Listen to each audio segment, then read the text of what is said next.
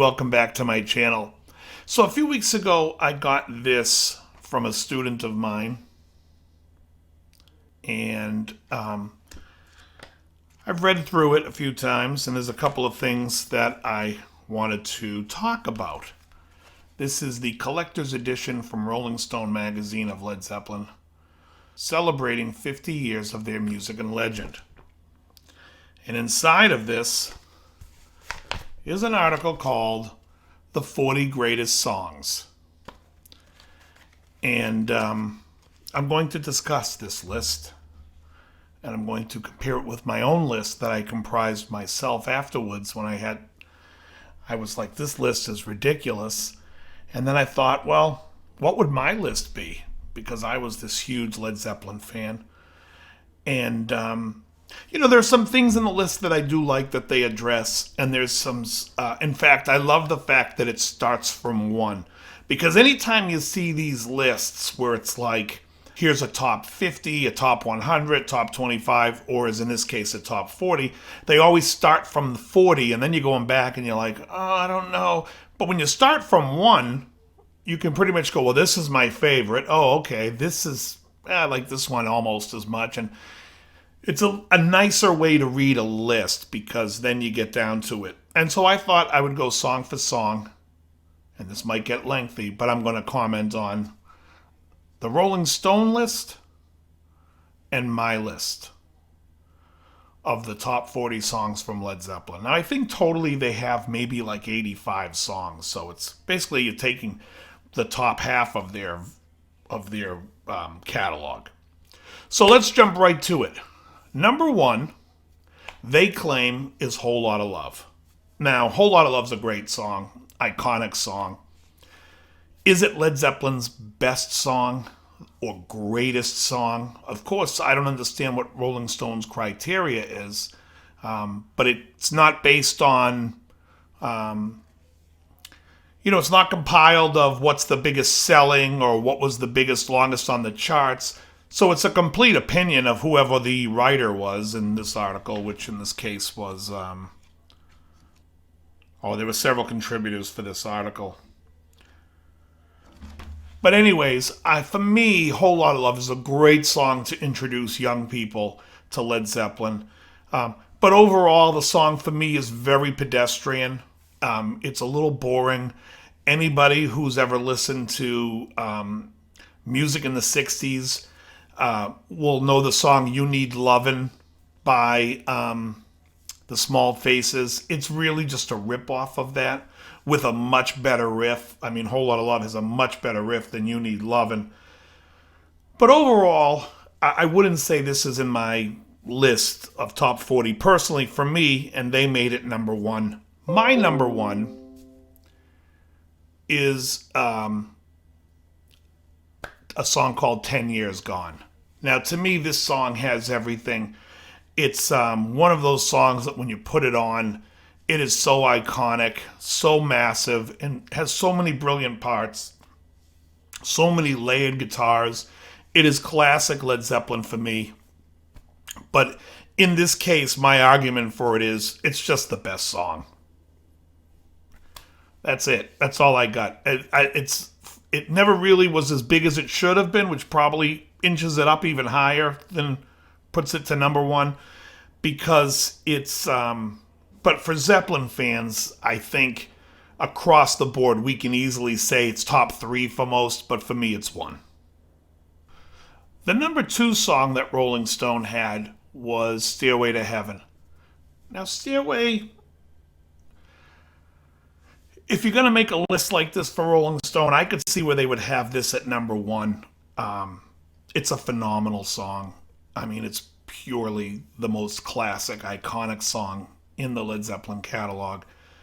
My issue with it, for me personally, which is why I have it a little further down, but not much further down, is that I feel like it is so iconic, and yet I, from day to day, will be like, I'm sick of it. Nope, I could listen to this nonstop. I'm sick of it. I could listen to it nonstop.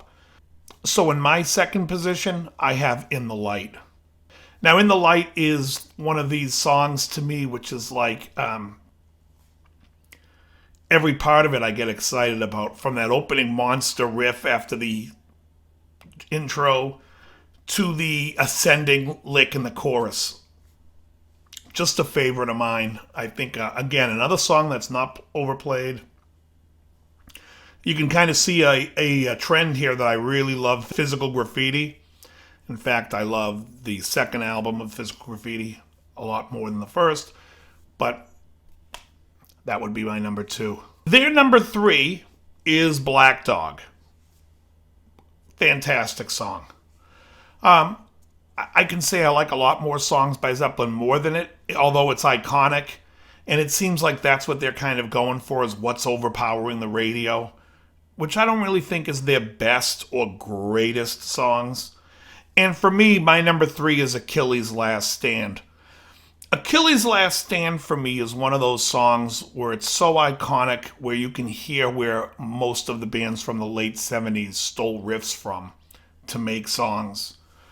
And you could include Barracuda in it, because that drum groove is very similar to the Barracuda groove. You could hear Love Gun by Kiss in it, and the all that. You can hear a lot of influences that people borrowed from this one song, Achilles' Last Stand. And for me, it's just a masterpiece, and it's my number 3. The number 4 song is, for Rolling Stone, is a song that I have a hard time disagreeing with for their list, which is Kashmir. It's a great song. Iconic. It has everything about a song that I love. As a kid, again, as a new listener to Led Zeppelin, this song for me was like, oh my. For me, in my number 4 position, I put a song that was iconic for me to actually buy up the catalog, which was a song called Hey Hey What Can I Do? Now, this used to be on the radio, and I used to be like, I gotta get that song, and I never knew what the title was. You'd ask somebody, and they'd tell you 3 different things. Now I'm talking about 1981-ish. And finally, I would just keep buying up albums and being like, hope it's on this album, hope it's on this one. And it was never. And then I finally found it on a 45. And then it came out on CD in the box set by Led Zeppelin. Just great. To me, that is like the song that like ties a pop element to the band. And it was just a great song for me. And I love it. And that's why it's high up on my list. Number 5 for Rolling Stone is Ramble On. Now, Ramble On is another great song. And I don't have my list memorized, so it's not like I can tell you what number it is in my list. It's definitely on my list. It's a great, great song. It is fantastic. And when you watch the movie It Might Get Loud, you can see how he plays it, and it's a very cool little insight to that song. My number 5 is a very popular song by Led Zeppelin, and that's Fool in the Rain. Mainly because you have John Bonham playing that iconic Purdy shuffle and really putting his own Bonham twist into it and the muscle into it. And it's just a great, great song. When you hear it, you can't help but feel good. Now, I always wondered when they came out with this song, because I know they were friendly with Phil Collins and Genesis, what was going on there, because the chords to Fool in the Rain are very similar to a song called Hot Fun in the Summertime by Sly and the Family Stone, which is ba ba ba ba ba ba ba ba. And if you speed it up, it's ba ba ba ba ba da. So it's very similar. And 79, they came out with Fool in the Rain. In 1980, Genesis releases There Must Be Some Misunderstanding, which is more towards like Hot Fun in the Summertime because it keeps the rhythm. Bum, bum, bum, bum, bum, bum, bum, bum. And in the song Misunderstanding, he's waiting in the rain for somebody, but the person's late. In Fool in the Rain, he's waiting in the rain, but he's waiting on the wrong block. Very similar song ideas and very similar chord structure. And I just wonder if it was known that they were going to do it, or did Genesis steal it from it and kind of make a play or a goof on it? I don't know. But it's too similar, both two guys being stuck in the rain using the same progression. But for me, I love the Zeppelin. Actually, I love both songs. And I love Hot Fun in the Summertime. How can you not love Sly and the Family Stone? But my number 5 is Fool in the Rain. Rolling Stone magazine says the 6th greatest song of all time by Led Zeppelin is Good Times, Bad Times. Now, this is another song that I love. In fact, I love the whole catalog. And at points when I was going through my own list, it was hard to kind of say, well, this is better than this. But I sat and wrestled through it. And Good Times, Bad Times has some really impressive kick drum work with Bonham.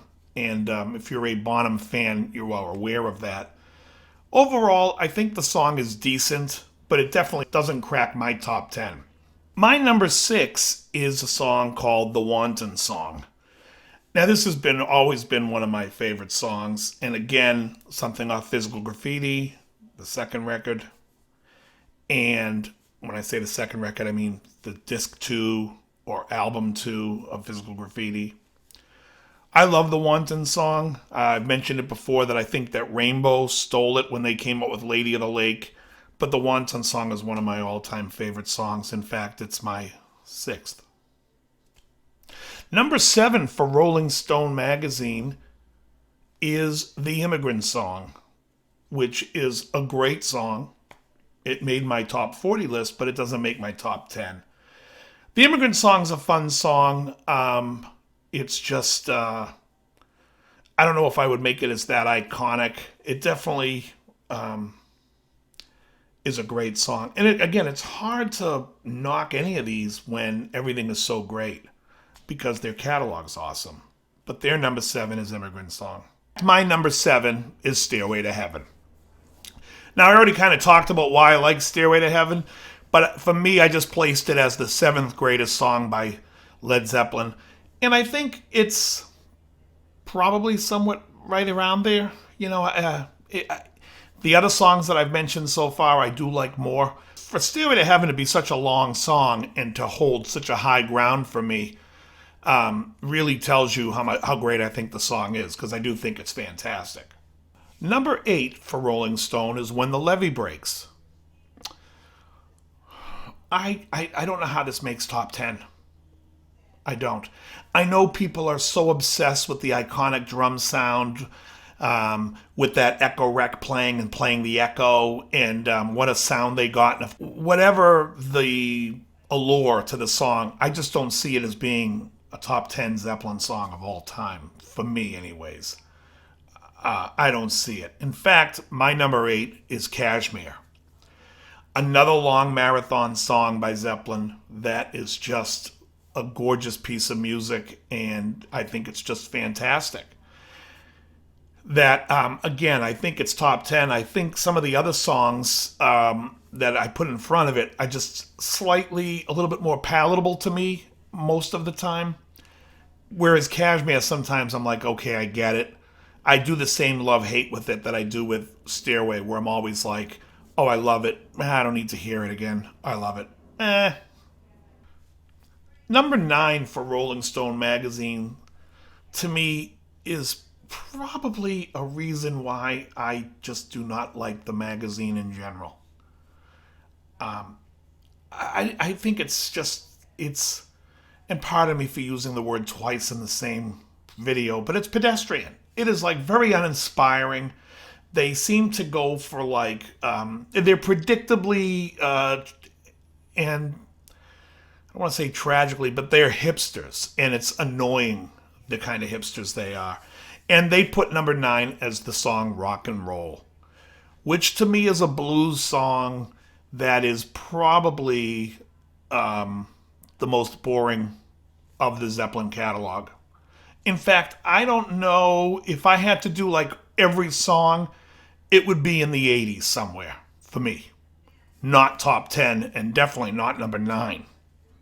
Number 9 for me is another longer song And this one is the Rain song. I think this is a beautiful piece of music. I think it's one of those songs that I can listen to it all the time. It's just great. All the different parts are excellent. Even the ending, I just think it's a work of genius, and it's my number 9. Number 10 in this list for Rolling Stone is Misty Mountain Hop. Now, Misty Mountain Hop is a song that I really like. Again, I have to put it in order of what I like more, and for me, what do I think is important if I was going to make a list for somebody who wasn't a Zeppelin fan and be like, you know, obviously, like a Rolling Stones list is like, hey, if you want to be a Zeppelin fan, here's songs you might already know. I'm saying like these are the songs you know that are just great. So I don't know that Misty Mountain Hop belongs here. In fact, I disagree with it, but that's just me. Whereas my number 10 will probably bring a lot of heat. And for me, my number 10 song by Led Zeppelin is Hot Song for Nowhere. Now, this is a song on Presence that I think incorporates the classic Zeppelin sound with a lot of pop sensibility, and it's just a feel-good song for me. There's a couple of songs by Zeppelin that I think are these songs where it's like you can't help but sing along and smile. Southbound Suarez being one, which will be somewhere later in my list, but Hot On for Nowhere being number 10. Now, this video would go on, and I could do all 40 songs like this. I just think that I will post both versions, my top 40 and at first the Rolling Stone top 40, so you can see both lists. And but this was my top 10. Please, in your comments, tell me your top 10 Zeppelin songs, the number 1 being your favorite and 10 being 10. I'd love to see what you guys think and see how it compares to my list and to Rolling Stone's list. Anyways, I would love to hear your comments. If you want to follow me on Instagram, it's Dave_Levine. And if you want, you can join my Facebook page, Dave's Guitar Channel on Facebook. Very good.